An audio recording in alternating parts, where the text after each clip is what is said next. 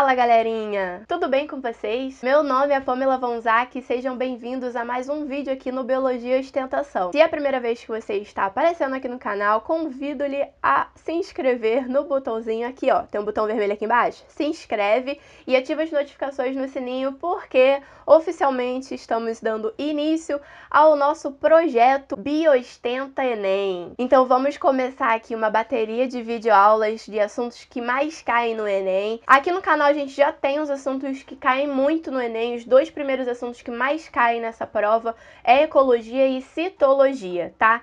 Eu já separei em playlists aqui sobre assuntos de ecologia, citologia, fisiologia, genética, então dá uma procurada nos vídeos aqui de baixo para vocês já ficarem por dentro dessas aulas, que eu sempre foco bastante nos assuntos que mais caem nessa provinha aí, né, que todo vestibulando tem que passar. E eu vou pedir para vocês também comentarem aqui embaixo algum conteúdo que você queira, ou vai lá no meu Instagram, que o Instagram do canal é biomato18, vou deixar aqui também escrito, e lança lá na sua história, coloca a nossa hashtag, ou manda um direct, ou comenta aqui embaixo, comenta no Facebook, eu sempre tô respondendo vocês. Diz pra mim qual é o assunto que você quer que eu fale, a videoaula que você quer que eu monte, tá? Mas não esquece de usar a nossa hashtag BiostentaEnem, tá bom? Que aí vai ser mais fácil de encontrar os comentários de vocês. Então bora para a aula de hoje. A aula de hoje é de ecologia, ciclos biogeoquímicos. Cai bastante no Enem, porque o Enem gosta dessas coisas referentes a meio ambiente, né? Desequilíbrio ambiental. Então foca bastante nesses assuntos de ecologia, população, que pode interferir no equilíbrio do ecossistema. É bem legal vocês focarem nesse tipo de questão. E agora a gente vai dar início ao ciclo da água. Vou mostrar para vocês aqui um pouquinho, falar um pouquinho sobre o ciclo da água. O ciclo da água é extremamente importante para a vida no planeta, então por isso vai ser o primeiro que a gente vai estudar. Tá, antes de dar início ao primeiro ciclo que a gente vai ver, o que seria esse ciclo, né, esses ciclos biogeoquímicos? Quando a gente estuda sobre o ciclo biogeoquímico, a gente estuda uma troca entre os componentes bióticos e abióticos daquele ecossistema, daquela biosfera. Por isso que o nome é ciclo biogeoquímico. Aí, só para dar uma relembrada aqui para vocês, o que seria os componentes bióticos e abióticos? Biótico, o nome já diz, bio vem de vida, então são aqueles componentes vivos, os seres vivos. Os animais, as plantas. Então, o biótico seria os seres vivos e as interações entre eles, que essas interações vão formar a famosa biota, que vai influenciar no ecossistema. Por exemplo, as relações ecológicas, que já tem vídeo aqui no canal falando sobre isso, é uma biota, porque é a relação entre os seres vivos. Por exemplo, herbivorismo, que é uma relação ecológica, um inseto herbívoro se alimentando de uma plantinha, tá? A plantinha é um ser vivo e o inseto também é um ser vivo. Essa relação de herbivorismo se dá a um fator biótico. E abiótico? O abiótico, esse prefixo a, significa de negação. Então, são aqueles componentes que não têm vida. E esses componentes sem vida, eles vão influenciar nas relações entre os seres vivos e o ecossistema, né? Ele acaba influenciando os seres vivos dentro daquele ecossistema. A gente fala que são os aspectos físico-químicos do meio ambiente. Por exemplo, a luz, incidência luminosa, a temperatura daquele lugar, o pH, umidade relativa do ar, o solo, água e principalmente os ciclos de materiais, que é o que a gente vai estudar hoje. Então, galera, olha só, esse aqui é o meu resuminho, tá? Sempre faço um resuminho para vocês, pra gente ter um direcionamento, né, na nossa aula. E aqui eu separei 5 ciclos biogeoquímicos que a gente vai estudar. O da água, o gás carbônico, oxigênio, nitrogênio e cálcio e fósforo, tá? Sendo esses 4 primeiros os mais importantes que caem nas provinhas aí. Então, bora começar a estudar aí. Primeiro, antes de falar sobre o ciclo da água, a gente tem que relembrar os nominhos das mudanças de estados físicos, tá? Então eu vou colocar aqui um desenhozinho bonitinho para vocês, pra gente relembrar como que são os nomes das mudanças de estado físico, porque as mudanças de estado físico da água são o ciclo da água, tá? Olha só aqui, galera. Essa daqui são os três estados físicos da água: sólido, líquido e gasoso, tá? Então, se você já sabe esse nominho aí, pode pular para o tempo que já começa o ciclo da água, mas eu preciso falar um pouquinho disso aqui. Como que é o nome da mudança de estado físico do sólido para o líquido? Fusão. Beleza? Como que é o nome da mudança de estado físico de líquido para gasoso? Forma vapor. A dica aí. Vaporização. Muito bem.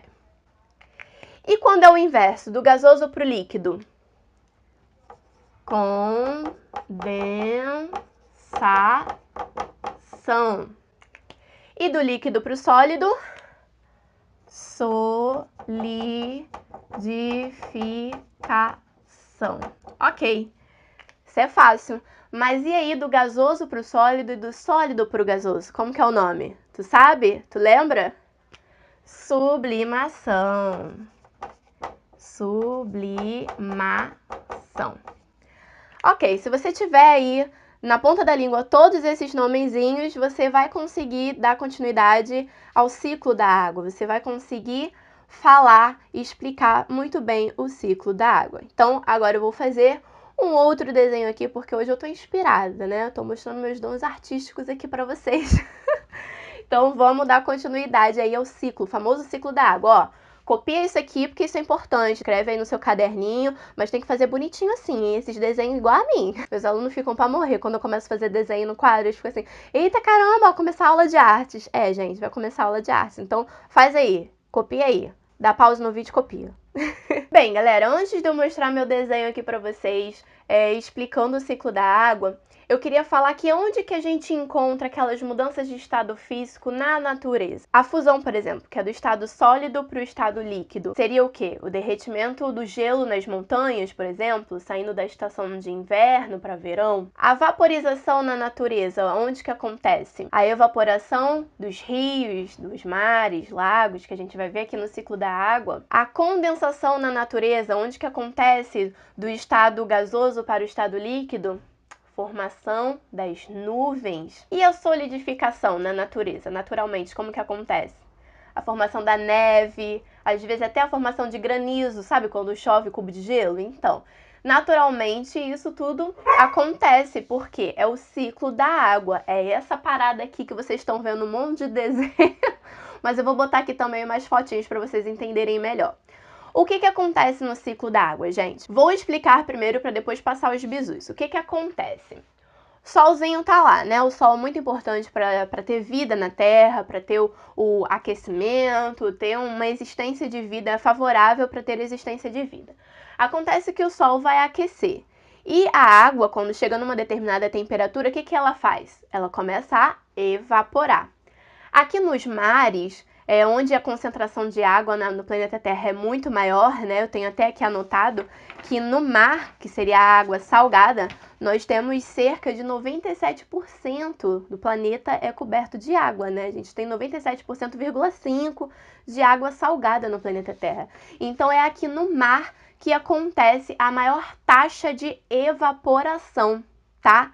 E aí quando essa água evapora, ela vai chegar lá na atmosfera. E na atmosfera a temperatura é mais baixa, certo? E aí quando essa água evaporada, né, o vapor de água, chega lá na atmosfera em baixas temperaturas, ela volta para o estado líquido, né? Ela estava no estado líquido, aqueceu, virou vapor, chegou lá em cima, tá frio, voltou para o estado líquido. Quando ela volta para o estado líquido, que ela começa a formar as nuvens. As nuvens nada mais são do que um aglomerado de gotículas de água. Então, pega aqui o número 1, anota aí no teu papelzinho, que o número 1 está se referindo à evaporação, certo? Aí, beleza, vamos aqui para o número 2. Não sei se vocês estão conseguindo ver aqui o número 2. Que o número 2 se refere a um outro processo. Tá vendo a setinha também saindo das árvores, saindo da vaquinha? E o que isso significa? Essa setinha também está saindo aqui do mar. Acontece que os seres vivos também fazem evaporação, só que a gente dá outro nome, evapotranspiração, porque o nosso ato de transpirar, respirar, o processo de decomposição também vai liberar água. E aí essa água vai sair do nosso corpo e vai também para a atmosfera. Todos os seres vivos evapotranspiram, tá? Então, existe aí dois processos muito importantes. A evaporação, que acontece muito mais concentrado no mar, né? E a evapotranspiração, que acontece mais no continente. E aí, quando esse vapor d'água chega na atmosfera por baixas temperaturas, condensa, né? Ou seja, volta para o estado líquido, acontece a condensação e é justamente o número 3. O número 3 se refere à condensação, que é a formação das nuvens, tá? Que as nuvens, um monte de gotículas de água juntas. E aí essas nuvens vão acumulando água, vão ficando cada vez mais cinzas, até o momento que elas ficam muito pesadas. E quando elas ficam assim pesadas, o que acontece? Chove, que é aqui o número 4 do nosso ciclo, é a precipitação. Essa precipitação pode ser por chuva, que é líquida, pode ser por neve, granizo, tá? Ou seja, a água que estava no mar, nos rios, nos lagos, a água que estava na gente, na plantinha, na vaquinha, vai voltar para a Terra. Ela chegou na atmosfera e vai voltar através da precipitação. E aí, galera, o que acontece quando ela volta para a Terra? Acontece que ela vai infiltrar. Ela vai entrar pelo solo e vai infiltrar. Aqui, olha, o número 5 é a infiltração. A infiltração forma os lençóis freáticos. Coloca isso aí também, número 5, infiltração, formando os lençóis freáticos. Os lençóis freáticos são extremamente importantes para a continuação desse ciclo da água, esse ciclo hidrológico, e também para a manutenção dos nossos rios. É através dos lençóis freáticos que é formado os nossos rios, tá? Esses rios que vão desaguar onde? No mar. Essa água também, olha o número 6 aqui, essa água da chuva precipitada também vai escoar. Então, o nosso número 6 do desenho aqui é o escoamento, tá? Então, toda a água que sai da nossa Terra e vai para a atmosfera, ela vai voltar. Por isso que é um ciclo, ele nunca tem fim, né? Não tem um início. Ah, por onde eu começo mesmo? Você pode explicar o ciclo por qualquer etapa aqui. Você pode começar a explicar pela condensação, você pode começar a explicar pela infiltração. Eu prefiro explicar começando pela evaporação, mas é um ciclo, não tem um início, não tem um fim, tá bom? Você pode começar por qualquer etapa dessa daqui. Então, só recapitulando aqui para vocês anotarem direitinho aí. O nosso número 1 é a evaporação, o nosso número 2 é a evapotranspiração, o 3 é a condensação, 4, precipitação, 5, infiltração e 6, escoamento. Gosto de separar nessas etapas para ser de fácil entendimento para vocês, beleza? O que eu quero explicar para vocês, que é um bizu, pega o bizu aí para o vestibular. A taxa de evaporação é muito maior no mar, não falei isso para vocês?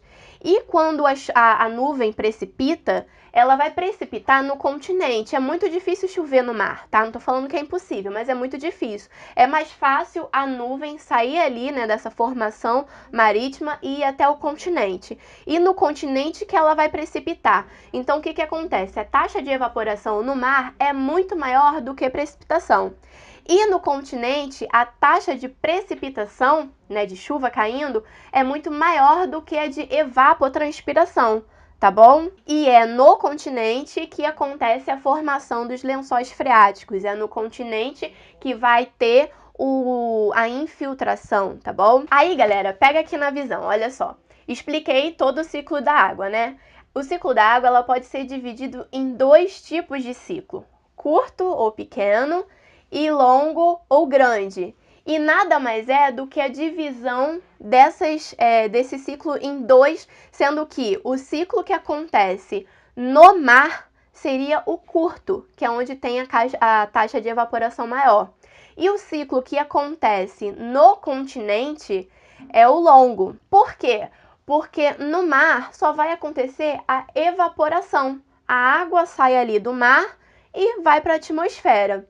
Aqui no continente, o que acontece? A água ela passa pelo nosso corpo, pelo corpo das plantas, pelo processo de decomposição, né? Então, até essa água que entrou no nosso corpo sair de novo para a gente transpirar e voltar para a atmosfera, é um período mais longo. Então, por isso que no continente, né, acontece o ciclo da água longo, grande. Então, o ciclo curto se refere à água passando diretamente, né, pelo processo de evaporação. E o ciclo longo é a água passando pelo processo de evapotranspiração, passando pela decomposição. É um processo muito mais complexo, muito mais longo, até chegar na atmosfera, né, concluindo o processo de evapotranspiração. Tá, então por que a gente tem que estudar o ciclo da água? Porque a água é extremamente importante para os seres vivos e para o meio ambiente. A água transporta substâncias, ela participa de inúmeras reações químicas, ela regula a nossa temperatura, ela faz parte da regulação térmica. Afinal, quando você está suando, quando você está transpirando, é o seu corpo, é o mecanismo do seu corpo para controlar a sua temperatura, para a sua temperatura não subir tanto como tá no ambiente, né, num calor de 48 graus. E a água é extremamente importante para o funcionamento dos ecossistemas. Então, por isso que existe o ciclo da água. E a pergunta que não quer calar é: será que a água vai acabar? Gente, é o seguinte, se é um ciclo, teoricamente essa água não tem que acabar. Afinal, a água é um recurso renovável. Então, toda a água que sai aqui do planeta, que sai aqui do continente, que sai dos rios, mares e lagos, vai para a atmosfera, ela vai voltar. Acontece que, como eu falei, cerca de 97% da nossa água é salgada e apenas 2,5% é doce, que é o que a gente usa para o nosso consumo. E ela pode se tornar esgotável se o recurso de utilização do homem for maior do que a velocidade desse ciclo aqui. Ou seja, esse ciclo não acontece assim rapidinho em 2 minutos, ele leva um determinado tempo, afinal não é sempre que chove, né? Então, se o nosso uso dessa água, desse recurso natural renovável, for muito maior do que a velocidade de conclusão desse ciclo, um momento essa água vai ser esgotada. Desses 2,5% aí que eu acabei citando de água doce, apenas 30% pode ser utilizada pelo ser humano. Então a gente tem que ficar bastante atento, por isso que a gente fica pegando no pé dos alunos.